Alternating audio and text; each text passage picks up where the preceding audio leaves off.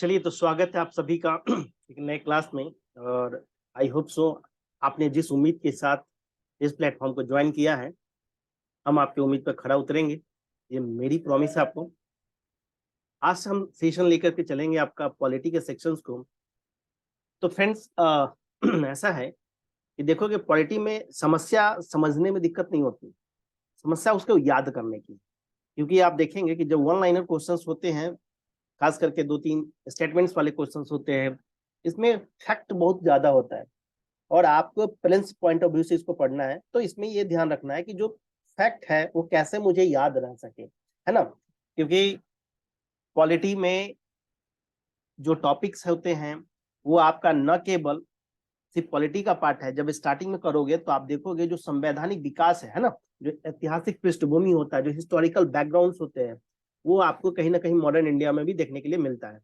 तो हम लोग जो सेशन ये लेके चलेंगे, ये क्लासेस जो लेकर के चलेंगे, उसमें ज्यादा लंबी वीडियोस नहीं मिलेगी। आधे घंटे 45 मिनट की एक वीडियोस आपके पास आएंगी। उस वीडियोस में हम आपको टू द पॉइंट बात करेंगे, उस चीज को कोशिश करेंगे मेमोनिक्स के थ्रू, कोड्स के माध्यम से आपको देने का। और साथ ही साथ थोड़ी बहुत स्टोरी टाइप की होगी, ताकि वो जो चीजें मैं आपको दे रहा हूँ वो एग्जामिनेशन में आपको रिकॉल हो सके, है ना। एग्जामिनेशन में रिकॉल करना बहुत इंपॉर्टेंट है। इंपॉर्टेंट यह नहीं है कि आप कितना पढ़ते हो, है ना। इंपॉर्टेंट यह है कि हम जो पढ़ें वो एग्जाम में हम लेके भी जा पा रहे हैं या नहीं जा पा रहे हैं, ये हमारा उद्देश्य होगा। तो आज के कोर्स से हम लोग स्टार्ट करेंगे। आज हमारा कोर्स एक बहुत ही मेरा फेवरेट कोट है। कोट यह है कि कर दिखाओ कुछ ऐसा कि दुनिया करना चाहे आपके जैसा। कब तक किसी का रील देखते रहोगे, कब तक किसी और की वीडियोस देखते रहोगे। खुद भी कुछ ऐसा करो कि लोग तुम्हारी तरह चाहे कि हम भी फला आदमी की तरह, फला लड़की की तरह, फला लड़के की तरह बने। इस कोड को ध्यान में रखना। जब भी डिमोटिवेट हो, जब भी लगे कि एग्जाम्स होगा हमसे क्लियर या नहीं होगा, इस लाइन को एक बार जरूर पढ़िएगा। कर दिखाओ कुछ ऐसा कि दुनिया करना चाहे आपके जैसा। ठीक है, तो चलिए ज्यादा समय नहीं लेते हुए आज के जो हम टॉपिक को स्टार्ट करेंगे, उस टॉपिक का पहला जो टॉपिक होगा वो आपका होगा हिस्टोरिकल बैकग्राउंड। ठीक है, उसमें हम देखेंगे हिस्टोरिकल बैकग्राउंड। ये बाइलिंगुअल करेंगे, ठीक है, हिंदी इंग्लिश दोनों लिख देंगे, किसी को कोई दिक्कत ना हो।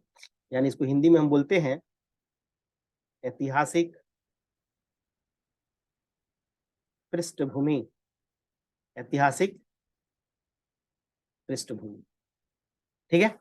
ध्यान रखिएगा कि जब आप देखते हैं ये 1600 के आसपास, है ना, 1600 में क्या होता है, 1600 में ब्रिटिश आते हैं भारत।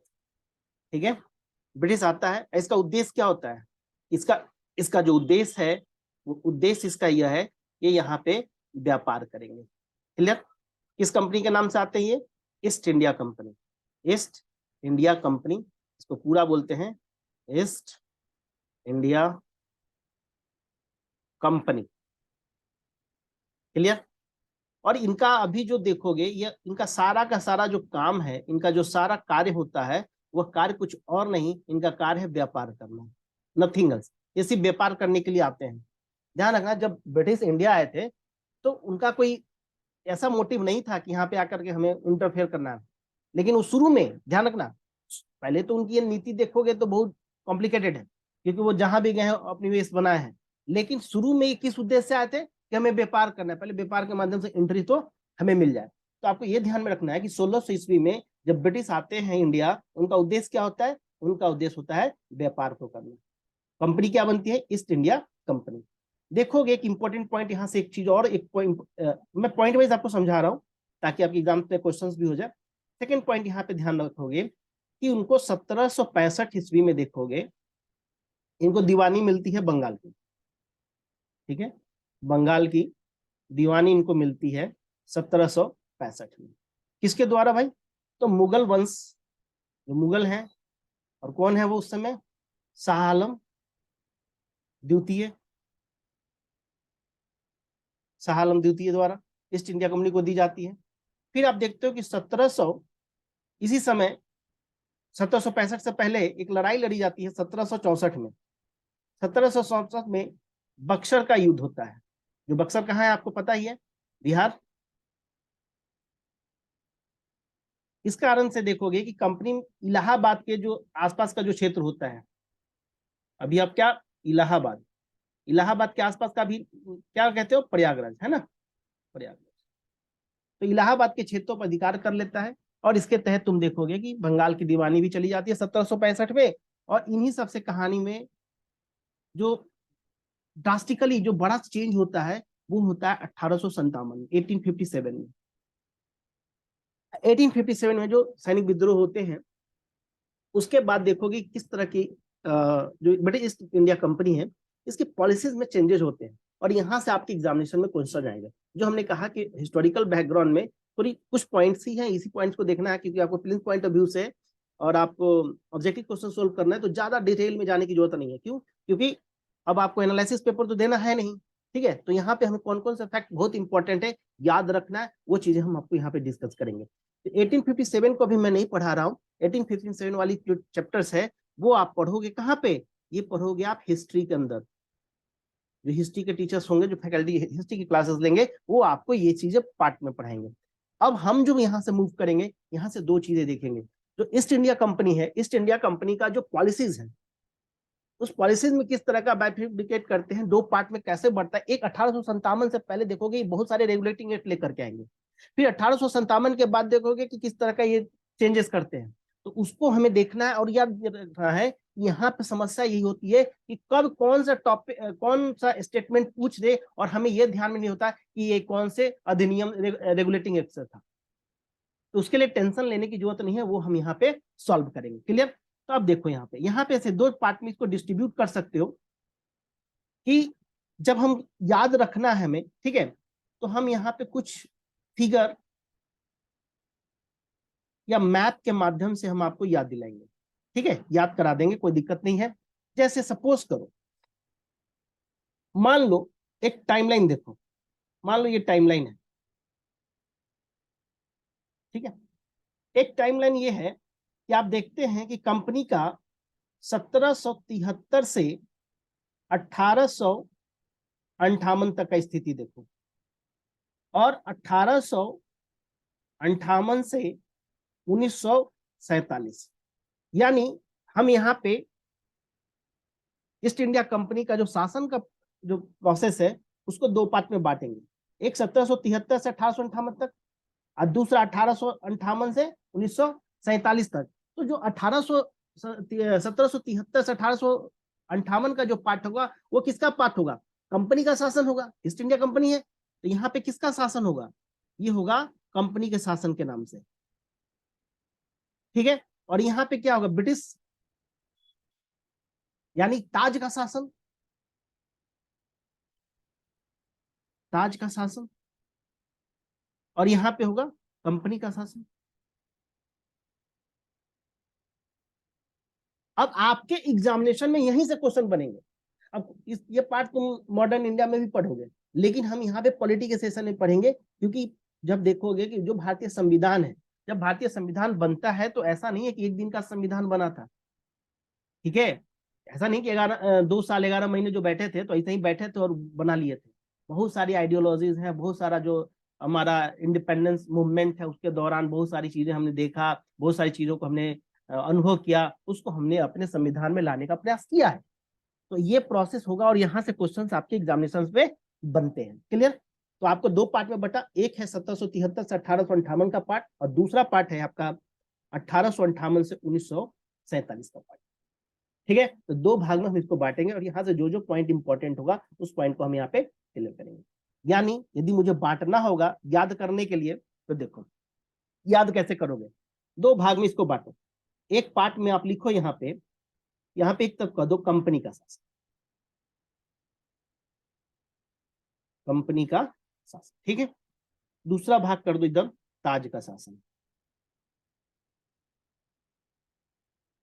ताज का शासन। ताज का शासन कब से कब है? 1858 से 1947 रख लो।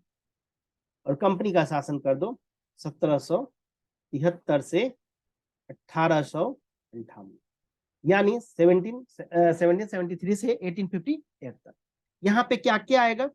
यहाँ पे तीन चीजें बहुत इंपॉर्टेंट है। वो तीन चीजें क्या है वो देखिए। पहला पॉइंट आएगा यहाँ पे आपका रेगुलेटिंग एक्ट, रेगुलेटिंग एक्ट, दूसरा पिट्स इंडिया एक्ट,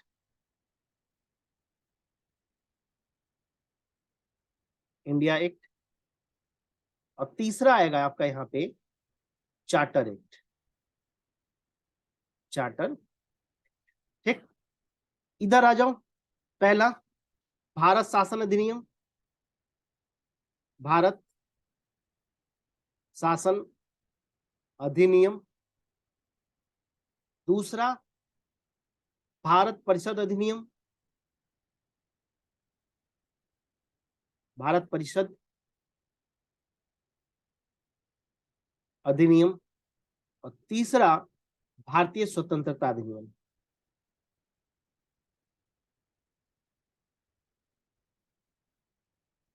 भारतीय स्वतंत्रता अधिनियम।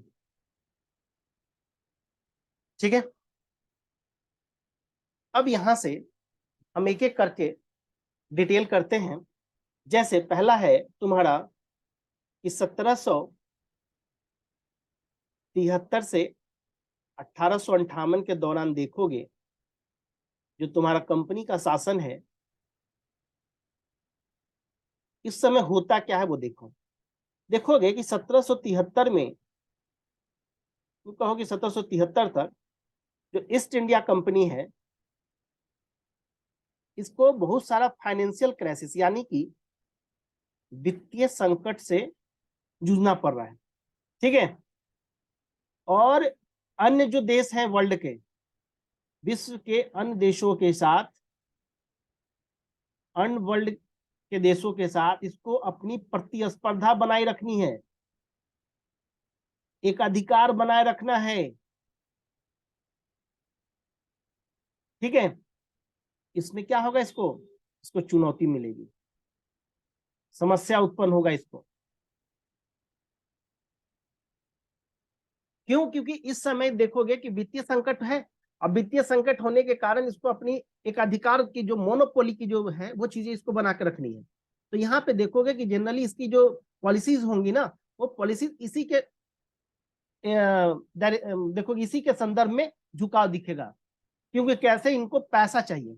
ठीक है, इनको वित्तीय संकट से निकलना है, तो ये जो भी जिस भी देश में रहेंगे उसकी देखना कैसी स्थिति करेंगे। भारत के संदर्भ में क्या है कि जो 1773 है, तो 1773 का जो रेगुलेटिंग है उसमें ऐसे कौन कौन से प्रोविजन है, तो 3 प्रोविजन है, वो आपको ध्यान में रखना है, वो अभी बताएंगे कि कैसे रखना है। तो 2-3 प्रोविजन आ जाएंगे 1773 एक का एक का। उस तरह से ईस्ट इंडिया कंपनी का जब भी इसको पढ़ोगे तो इसको 2 पार्ट में बांट लेना। एक कंपनी का शासन 1773 से लेकर 1858 तक, और दूसरा जो ताज का शासन होगा वो होगा 1858 से लेकर के 1947 के मध्य, जिसमें हमने आपको अभी बताया। इसमें आपको देखना क्या क्या है, यहाँ पे आपको देखना है रेगुलेटिंग एक्ट जो कंपनी का शासन में देखोगे, फिट्स इंडिया एक्ट देखोगे, चार्टर एक्ट देखोगे, ताज के शासन में भारत शासन अधिनियम देखोगे, भारत परिषद अधिनियम देखोगे, और भारतीय स्वतंत्रता अधिनियम देखोगे। यहाँ तक तो दिक्कत नहीं हो रही है, समझ में आ रही है, या मैं ज्यादा तेज बोल रहा हूँ?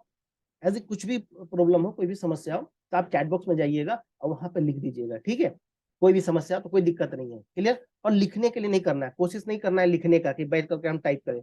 समझो इस चीज को, याद करने की कोशिश करो, क्योंकि क्लास होते होते आपको ये चीजें याद हो जाएंगी। ठीक है, उसके बाद ये पीपीटी हम आपको क्लास में अपलोड कर देंगे आपके पोर्टल पे, आप वहां से डाउनलोड भी कर लीजिएगा, कोई दिक्कत नहीं है। बाकी किताबों में तो लिखी ही रहती है बातें, लेकिन हमारी कोशिश यहाँ पे क्या है, वो चीजें आपको याद हो जाए। क्लियर, चलिए अब देखो 1773 के एक्ट की बात करते हैं, क्या क्या इसमें इंपॉर्टेंट है और क्या क्या तुम्हें यहाँ पे देखना है। ध्यान रखना कि जो रेगुलेटिंग एक्ट है, रेगुलेटिंग एक्ट 1773, इसको हिंदी में क्या बोलोगे? रेगुलेटिंग एक्ट, रेगुलेटिंग एक्ट 1773, इसका बहुत ही इंपॉर्टेंस है। खास करके देखोगे संवैधानिक महत्व इसको बहुत है, संवैधानिक महत्व किस सेंस में भाई?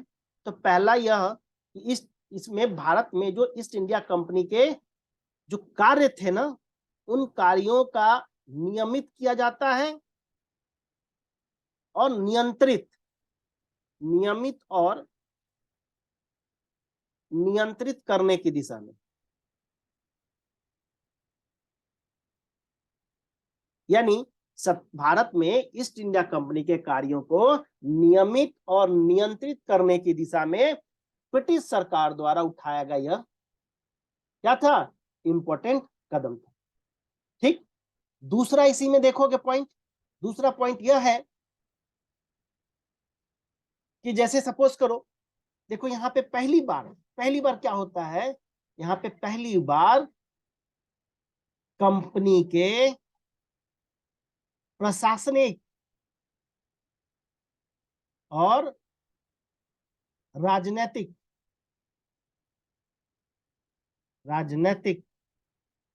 कार्यों को मान्यता दी जाती है, मान्यता दी जाती,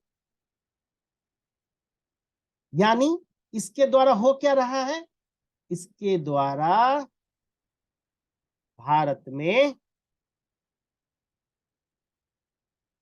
केंद्रीय प्रशासन, किसका, सेंट्रल गवर्नेंस, केंद्रीय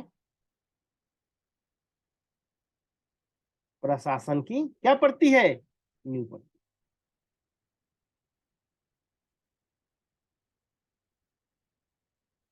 समझ में आई बात। 1773 के अधिनियम में क्या क्या दिखा, 3 पॉइंट बहुत इंपॉर्टेंट है। पहला कि संवैधानिक महत्व है इसका, क्यों, क्योंकि जो ईस्ट इंडिया कंपनी जो कंपनी है उसके कार्यों का नियंत्रित और नियमित करने का दिशा में काम किया, उठाया गया कदम था। दूसरा पॉइंट यह था कि पहली बार कंपनी का जो प्रशासनिक और राजनीतिक कार्य थे उसको मान्यता देने की बात हो गई। और तीसरा यह पॉइंट होता है इसमें केंद्रीय प्रशासन की नींव पड़ती है। कोई दिक्कत है? अब मैं इसको थोड़ा सा 2-3 कीवर्ड में बता देता हूँ। तो सब मैं पेज बढ़ा लूं, है ना, तो भी दिख रहा होगा पेज कम पड़ गया।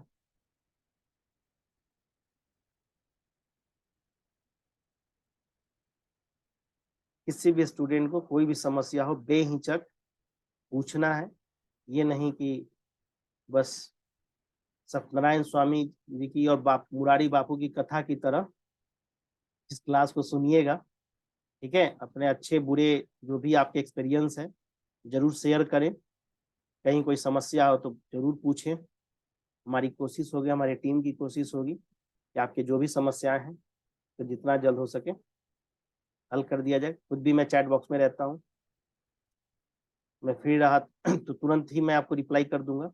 अदरवाइज आपको जो भी डाउट्स होंगे आप कर सकते हैं, आप कॉल करके भी पूछ सकते हैं, कोई दिक्कत नहीं है। ठीक है, पढ़ने वालों की कमी है, मदद करने वालों की कमी नहीं। क्लियर है? तो ये चीजें आपको याद रखना। देखो इसमें ना और भी बहुत सारे पार्ट्स आएंगे, एनालिटिकल पार्ट्स हैं, लेकिन एग्जामिनेशन पॉइंट ऑफ व्यू से जो इंपॉर्टेंट होगा वही मैं आपको रिवाइज करा रहा हूँ। क्लियर? अब देखो यहाँ पे 2 चीजें बहुत इंपॉर्टेंट है। पहला कि जब हमने बोला कि इसको याद करना है तो कैसे याद करोगे, समस्या तो ये नहीं है। ठीक है, समस्या यह नहीं है कि पॉइंट नहीं है सर, पॉइंट तो पूरी की पूरी किताबें पढ़ी हैं, पूरी मैगजीन्स पढ़ी हैं। आप हमें बताओ ना कैसे याद करें हम, है ना। चलो एक कहानी सुनाते हैं भैया। कहानी यह है, ध्यान से समझिएगा कैसे इसको याद कीजिएगा। मान लो कि ईस्ट इंडिया कंपनी के मामले को नियंत्रित करने के लिए ब्रिटिश सरकार द्वारा एक रेगुलेटिंग एक्ट पारित किया गया। ध्यान, कहानी को समझना, देखना कैसे जुड़ जाएगा। ईस्ट इंडिया कंपनी के मामले को नियंत्रित और विनियमित करने के लिए ब्रिटिश सरकार द्वारा क्या किया जा रहा है, रेगुलेटिंग एक्ट पारित किया जा रहा है। क्यों? क्योंकि भैया जो कंपनी थी उनको असीमित राजनीतिक और प्रशासनिक अधिकार मिले थे, इसलिए केंद्रीय प्रशासन के लिए बंगाल के गवर्नर जनरल, ध्यान से सुनना, बंगाल के गवर्नर जनरल प्लस 4 कार्यकारी सदस्य, उस परिषद के 4 कार्यकारी सदस्य थे, प्लस 2 अधीनस्थ गवर्नर, कौन, बंबई और मद्रास को बनाया गया। लेकिन यहाँ पे असंतोष की भावना जगती है। असंतोष की भावना की शुरुआत होती है तो क्या होता है, अब मान लो देखते हो ना दिल्ली में और केंद्र सरकार में बार बार होता है, ऑर्डिनेंस लिया, कहाँ जाते हैं लोग?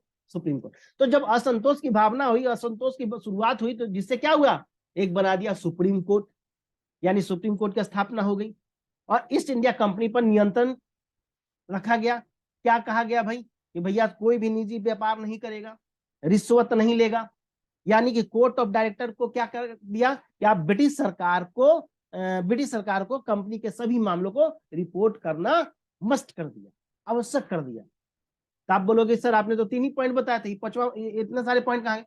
इतने सारे पॉइंट रेगुलेटिंग एक्ट में है, ठीक है। तो मैं यहाँ पे लिख नहीं रहा हूं, मैं आपको समझा रहा हूं, क्लियर है? अभी मैं बताऊंगा अभी कैसे कैसे।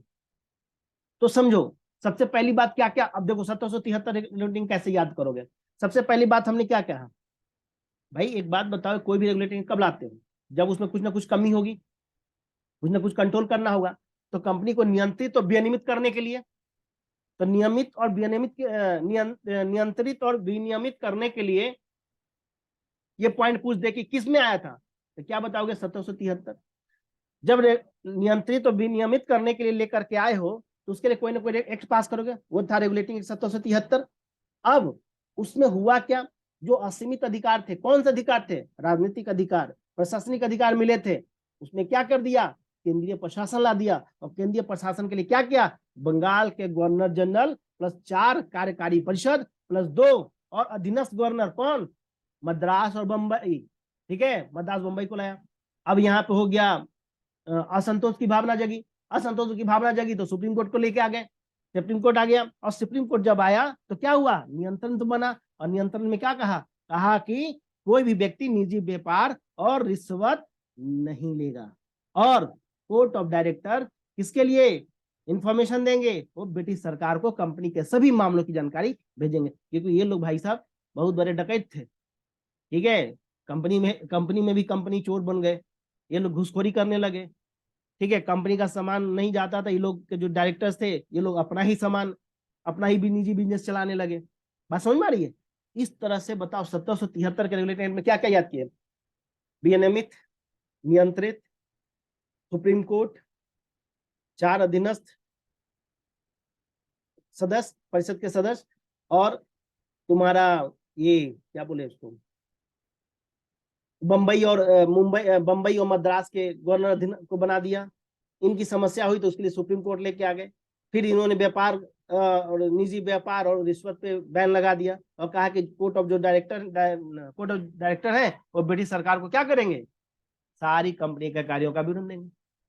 ये हो गया 1773, क्लियर?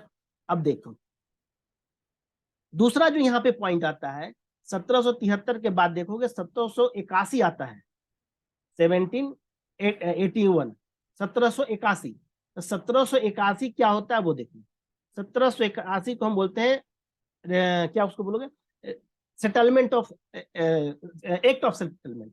एक्ट ऑफ सेटलमेंट का मतलब क्या है कि कुछ ना कुछ कमी रही होगी 1773 वाले में। तो जब 1773 वाले में कोई कमी रही होगी तो उस कमी को सेटलमेंट करने के लिए इन्होंने लेके आया एक्ट ऑफ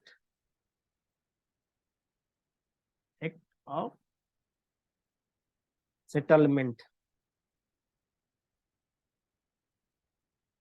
क्या किया इन्होंने सेटलमेंट, देखो इन्होंने कहा कि भाई एक काम करो तुम, ब्रिटिश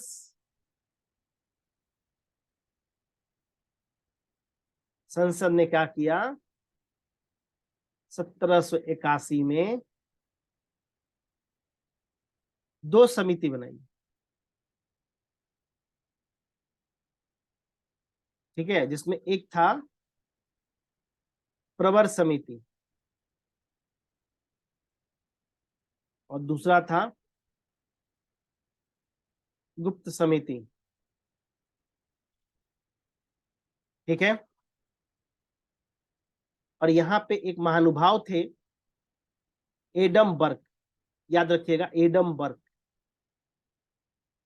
एडमंड बर्क, इनकी अध्यक्षता में प्रवर समिति। और इनको कहा गया कि भारत में न्याय व्यवस्था,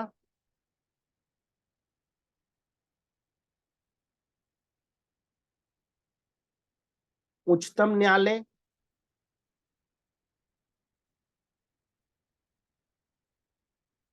उच्चतम न्यायालय तथा सर्वोच्च परिषद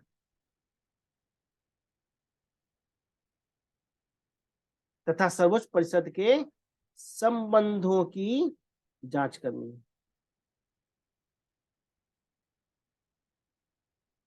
जांच करनी है। इसी का ध्यान रखना कि इसी कमिटी के रिकमेंडेशन के आधार पे 1781 का संशोधन अधिनियम पारित हुआ।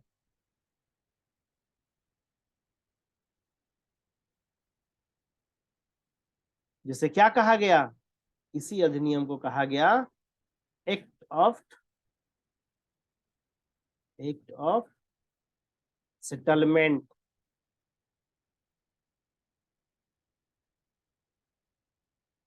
ठीक है, या इसको एक और नाम दिया गया, ध्यान रखिएगा, वो नाम क्या है, इसका नाम है बंगाल जुडिकेचर एक्ट 1781। ठीक है, 1781। तो बंगाल जुडिकेचर एक्ट आ जाएगा, तो ध्यान में रखना ये कोई और नहीं, एक्ट ऑफ सेटलमेंट 1781 ही है। हुआ क्या क्या भाई, तो देखो इसमें हुआ तुम्हारा, इसमें गवर्नर जनरल और जो उनकी परिषद थी, गवर्नर जनरल और परिषद को उनकी आधिकारिक क्षमता, ध्यान रखिएगा, आधिकारिक क्षमता में जो कार्य वो करते थे ना, जो कृत्य करते थे, उनके कृत्यों के लिए सर्वोच्च न्यायालय के अधिकार क्षेत्र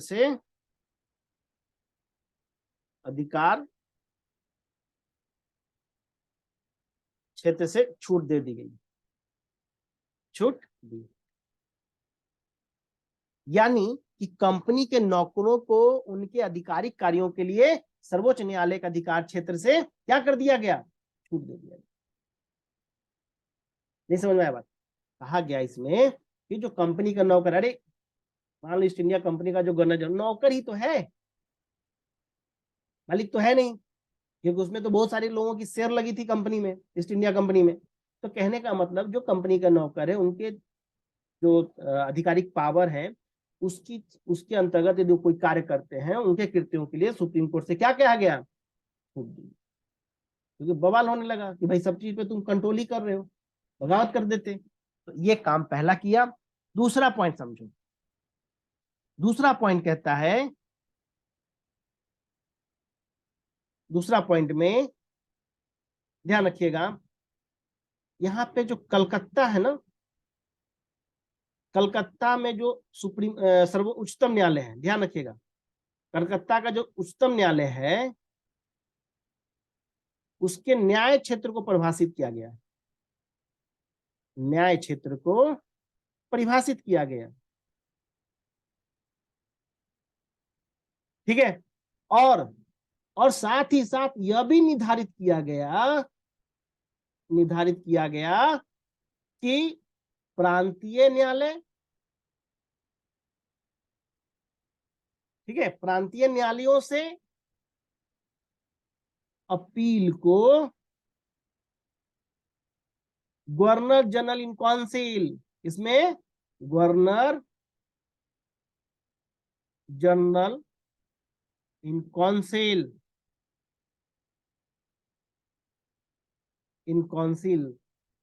में ले जाया जा सकता है,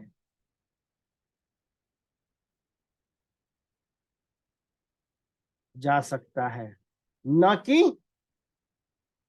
कि सुप्रीम कोर्ट। इस लाइन का मतलब यह हुआ, यदि न्याय जो कलकत्ता का उच्चतम न्यायालय था, उसकी जो न्याय जुडिशरी जो का जो एरिया था, वो जो क्षेत्र था, रीजन था, उसको परिभाषित करने का प्रयास किया गया और कहा गया कि देखो जो प्रांतीय न्यायालय है ना, तो प्रांतीय न्यायालय से अपील को तुम गवर्नर जनरल इन काउंसिल में लेके जाओगे, न कि उच्चतम न्यायालय में। क्लियर है? ये पॉइंट आपको ध्यान में रखना है। नेक्स्ट पॉइंट इसमें ये इंपॉर्टेंट यह आता है, इसमें क्या कहा गया, जो राजस्व का मामला था, रिवेन्यू राजस्व मामलों में और राजस्व राजस्व के संग्रह में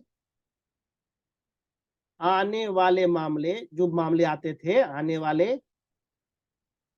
मामलों को क्या कर दिया इन्होंने, सर्वोच्च न्यायालय के अधिकार क्षेत्र से बाहर कर दिया, सर्वोच्च न्यायालय के अधिकार क्षेत्र से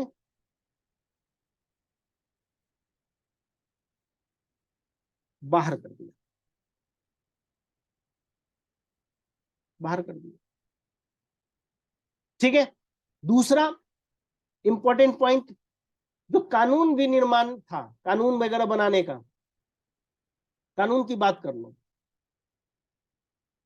कानून का विनिर्माण करना और क्रियान्वित करना, क्रियान्वित करते समय क्या करना है, भारतीयों के सामाजिक, ठीक है, धार्मिक रीति रिवाज, धार्मिक रीति रिवाज का क्या किया जाएगा भाई, उसको सम्मान किया जाएगा, ध्यान रखा जाएगा, और नहीं रखेंगे आगे, और आगे नहीं रखेंगे, जिसका नतीजा इनको 1857 में तुम देखते हो कि चर्बी वाली जो कारतूस है उसको किस प्रकार से हिंदू धर्म पे भी ठेस माना जाता है, इस्लाम धर्म में भी ठेस माना जाता है, और जिसका नतीजा उन्हें भुगतना पड़ता है। यानी शुरू में तो ये लोग रखते हैं और बाद में आकर के ये इंटरफेयर करने लगते हैं। तो कहने का मतलब है कि राजस्व मामला हो या राजस्व के संग्रह से संबंधित मामले हो, इन्होंने क्या कर दिया, उसको सर्वोच्च न्यायालय के अधिकार क्षेत्र से बाहर कर दिया। तो दो चीजें हमने देखी, एक हमने देखा 1771 का रेगुलेटिंग एक्ट, और एक हमने देखा 1781 का एक्ट ऑफ सेटलमेंट। क्लियर है? अब इसको देखो कैसे पॉइंट में याद करो। ठीक है, ये तो तुम्हें थोड़ा सा मैंने बता दिया कि क्या कहानी थी, अब इसको हमें याद करना है ताकि हम एग्जाम्स में ध्यान रहे। अब देखो उसका मैं शॉर्टकट तरीका बता, देखो समझो। सबसे पहले हमने क्या देखा भाई, हमने देखा रेगुलेटिंग एक्ट ऑफ 1773। क्या देखा इसमें हमने, फर्स्ट स्टेप, फर्स्ट स्टेप क्या देखा कि भैया रेगुलेट करेंगे लोग किसका, ईस्ट इंडिया कंपनी को। उसके लिए क्या करेंगे, ये सेंट्रल एडमिनिस्ट्रेशन लेकर के आएंगे।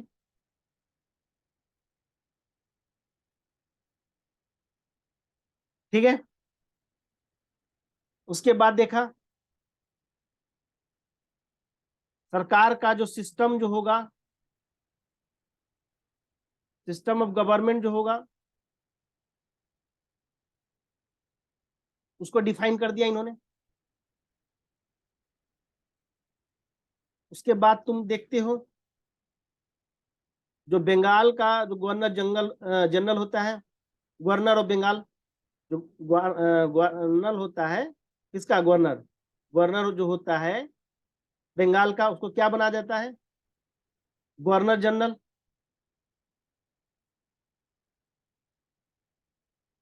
गवर्नर जनरल, इसको शॉर्ट में लिख लो जी। और पहला गवर्नर जनरल कौन बनता है, याद है ना, वॉरेन हेस्टिंग।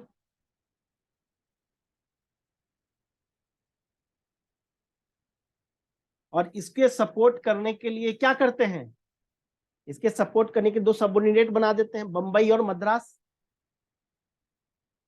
क्लियर है, दोनों मैं मिक्स करके लिख रहा हूँ कि ताकि आप लोगों को जो इंग्लिश मीडियम के जो स्टूडेंट ज्वाइन करें उनको भी समस्या ना हो। ठीक है, सेंट्रल एडमिनिस्ट्रेशन केंद्रीय प्रशासन, मैंने पहले हिंदी में लिख दिया था, केंद्रीय प्रशासन। तो बताओ, रेगुलेटिंग एक्ट 1773 पहला स्टेप क्या था, रेगुलेट करना। किसको रेगुलेट करेगा, ईस्ट इंडिया कंपनी को। केंद्रीय प्रशासन सेंट्रल एडमिनिस्ट्रेशन की बात होती है, define the system of the administration, government का सिस्टम को डिफाइन करता है। जो गवर्नर होता है बंगाल को, उसको जनरल गवर्नर जनरल ऑफ बना देता है। और पहला कौन है, वारेन हेस्टिंग। इसको दो सबऑर्डिनेट मिल जाते हैं, बंबई और मद्रास। फिर उसके बाद देखते हो क्या आ जाता है, एक ही पेज में देख लो। फिर उसके बाद आ जाता है तुम्हारा सुप्रीम कोर्ट, इस्टेब्लिशमेंट कर देता है। इजला इम्पे थे ना, इजा इम्पे, तो सुप्रीम कोर्ट और तीन उसके सबऑर्डिनेट। कोई दिक्कत है, इस तरह से इसको शॉर्टकट करेंगे। क्लियर, यहां तक तो किसी को कोई समस्या तो नहीं हो रही है, नींद तो नहीं आ रही ना तुम लोगों को, ऐसा तो नहीं ना मुरारी बापू की कथा हम सुना रहे हैं। देखो भाई, हम कथा उथा नहीं सुना रहे, हम कथावाचक नहीं है। आजकल कथावाचक लोग पता नहीं क्या क्या करते हैं, हम कथावाचक नहीं है। हमने अभी जो अभी तक हमने आपको बताया उसको मैं समराइज कर दे रहा हूँ। सबसे पहले हमने देखा हिस्टोरिकल बैकग्राउंड को कि क्या होता है, ऐतिहासिक पृष्ठभूमि में हमने बात किया, कहा कि देखो 1600 के आसपास ब्रिटिश का देश होता है, व्यापार करना हो तो ईस्ट इंडिया कंपनी बनाते हैं और भारत को भेजते हैं। भारत में उनका कार्य होता है व्यापार करना होता है। यहाँ से हमने देखा कि उसकी पॉलिसीज में कैसे चेंजिंग होती है, क्योंकि 1765 उनको बंगाल की दीवानी मिलती है, 1764 में बक्सर का युद्ध होता है, वहां पे हारते हैं लोग और जाके ये संधि करते हैं। उसके बाद जो हमारा जो इनका पॉलिसीज है, उस पॉलिसीज को हमने दो पार्ट में बांटा। एक हम 1773 से लेकर 1858 तक आए और दूसरा हम 1858 से लेकर 1947 तक के जाएंगे। 1773 के रेगुलेटिंग एक्ट में बात किया कि क्या क्या पढ़ना है, उसमें रेगुलेटिंग एक्ट पढ़ना है, फिट्स इंडिया एक्ट पढ़ना है, चार्टर एक्ट पढ़ना है। जब हम 1858 से लेकर के 1947 की बात करेंगे, ताज के शासन आएगा, उसमें हम भारत शासन अधिनियम, भारत परिषद अधिनियम और भारतीय स्वतंत्रता अधिनियम को देखेंगे। क्लियर, उसमें से पहला हमने बताया आपको 1773 का regulating act. East India company वित्तीय संकट में जूझ रही थी, उसको प्रतिस्पर्धा करना था, एक अधिकार को रखना था, क्योंकि सिर्फ ब्रिटिश तो थे नहीं, डच भी तो थे, डच थे, पुर्तगीज थे, है ना, बहुत सारे लोग थे, उनसे भी इनको अपने वर्चस्व को आगे बढ़ाना है। तो करेंगे क्या भाई, तो उसके लिए तो फाइनेंस तो चाहिए। ठीक है, तो देखते हो कि रेगुलेटिंग एक्ट आता है, किस तरह से इन्होंने संवैधानिक महत्व है इसका, क्योंकि ईस्ट इंडिया कंपनी का नियमित करने का, कंट्रोल करने का, रेगुलेट करने का काम यहाँ करने की दिशा में कदम उठाया जाता है। साथ ही साथ पहली बार कंपनी के प्रशासनिक और राजनीतिक कार्यों को मान्यता, जो हमने बोला अभी अंग्रेजी में लिखा था कि define the system of government. Clear, किसी को दिक्कत ना हो, चाहे वो इंग्लिश वाले हो चाहे हिंदी में, यहाँ पे हम मिक्सअप करके थोड़ा चलेंगे। क्लियर, वो चीज था। उसके द्वारा भारत में केंद्रीय प्रशासन की नींव पड़ती है, ये भी पॉइंट आपको याद रखना है। फिर हमने बात आपसे किया कि 1781 में देखोगे एक्ट ऑफ सेटलमेंट आता है। होता है क्या कि 1781 में दो समिति बनती है, प्रवर समिति, गुप्त समिति बनती है। प्रवर समिति के जो अध्यक्ष होते हैं वो एडमंड बर्क होते हैं, और उनको ये दिया जाता है कि भारत में जो न्याय व्यवस्था उसका आप जांच पड़ताल करो। उसके रिकमेंडेशन के आधार पर क्या होती है, एक जो संशोधन होकर के जो एक्ट बनता है उसी को हम बोलते हैं एक्ट ऑफ सेटलमेंट, या उसको बोलते हैं बंगाल जुडिकेचर एक्ट 1780।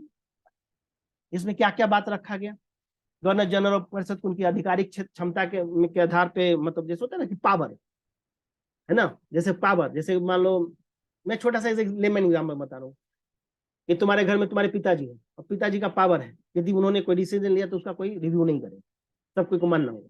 ठीक उसी प्रकार गवर्नर जनरल की परिषद ने क्या किया, और उनकी जो आधिकारिक क्षमता है, उसके जो कृत कर रहे हैं, वो जो कार्य कर रहे हैं, उनका कोई सर्वोच्च न्यायालय का अधिकार क्षेत्र उसको क्या कर दिया गया। क्लियर, दूसरा जो उच्चतम न्यायालय, जो कलकत्ता में जो उच्चतम न्यायालय था, उसका न्याय क्षेत्र को परिभाषित किया गया। परिभाषित किया गया, ध्यान रखना, परिभाषित करना, स्थापना की बात नहीं हो रही है। स्थापना कहाँ हो रहा है, 1773 में, इसलिए कंफ्यूज मत होइएगा। अरे सर ये क्या बता दिया, 1773 में स्थापना हो रही है, यहाँ पे है न्याय क्षेत्र परिभाषित किया गया। और जो प्रांतीय न्यायालय में जैसे होता है ना, हमारे यहाँ डिस्ट्रिक्ट कोर्ट होता है तो उससे जाते हो हाई कोर्ट, जाते हो हाई कोर्ट से सुप्रीम कोर्ट आते हो, कि डायरेक्ट सुप्रीम कोर्ट पहुंचते हो नहीं ना। फंडामेंटल राइट के वायलेशन के केस में ही आप कहाँ आते हो, हाई कोर्ट और डायरेक्ट सुप्रीम कोर्ट। बाकी मामले में लोअर अदालत, बहुत बार देखोगे हाई कोर्ट बोलेगा आप जाइए लोअर अदालत, सुप्रीम कोर्ट बोलेगा कि जाइए आप हाई कोर्ट, जाइए लोअर अदालत जाइए, आप डायरेक्ट यहाँ नहीं आ सकते। क्लियर? यानी कि प्रांतीय न्यायालयों में अपील को कहां लेके जाने की बात हो गई, गवर्नर जनरल इन काउंसिल, न कि सुप्रीम कोर्ट। ये चीजें हमने देखी। राजस्व के मामले को क्या किया, राजस्व के संग्रह में आने वाली जो मामले थे उसको सर्वोच्च न्यायालय का अधिकार अच्छे से बाहर कर दिया। ठीक है, कानून विनिर्माण और क्रियान्वित करने के लिए भारतीयों में क्या हुआ कि जैसे कोई कानून है, मान लो किसी को सजा देनी है, उसके लिए कानून बनानी है, उसमें कहा गया कि जो भारतीय हैं उनका जो सामाजिक रिचुअल्स हैं, जो रीति रिवाज है ना, उसको ध्यान में रखा जाएगा, क्योंकि फिर बगावत कर देंगे। क्लियर? और ये होता है 1857 में दिखता भी है। ठीक है, तो इस तरह की चीजें हमें यहाँ पे क्लियर होता है। क्लियर? तो यही चीजें हमने शॉर्ट फॉर्म में बता दिया। रेगुलेटिंग 1773 फर्स्ट स्टेप क्या था, रेगुलेट किसको, ईस्ट इंडिया कंपनी को, केंद्रीय प्रशासन लाने की बात हुई, डिफाइन किया सिस्टम ऑफ गवर्नमेंट का। ठीक है, गवर्नर जो बंगाल के थे उनको गवर्नर जनरल ऑफ बंगाल बनाया गया। क्लियर है? उसमें कौन था, पहला वारेन हेस्टिंग। क्लियर है? इस तरह से चीजें हमने आज के सेशन में आपको दिया है। हम क्लास लंबी नहीं करेंगे कि आपको बोर ना लगे। अब इसको एक बार मुझसे देखिएगा, याद ना आए तो फिर बताइएगा। क्लियर? तो बाकी का जो भी होगा हम आगे मेमोनिक कोड के माध्यम से भी कोशिश करेंगे आपको बताने का। और ज्यादा वीडियो लंबी नहीं होगी, आधे घंटे 45 मिनट की वीडियोज होगी। हम कोशिश करेंगे सारे को करवाने के पॉलिटी के पार्ट को। तो सारी क्लासेस हमारे द्वारा पॉलिटी की ली जाएगी, बाकी जो क्लासेस होंगे वो अलग अलग टीचर्स आपको देंगे। ठीक है, तो मिलते हैं नेक्स्ट वीडियो में। Thank you. हाँ, किसी को कोई समस्या हो तो जरूर चैट बॉक्स में जाकर के लिखना। क्लियर? ओके।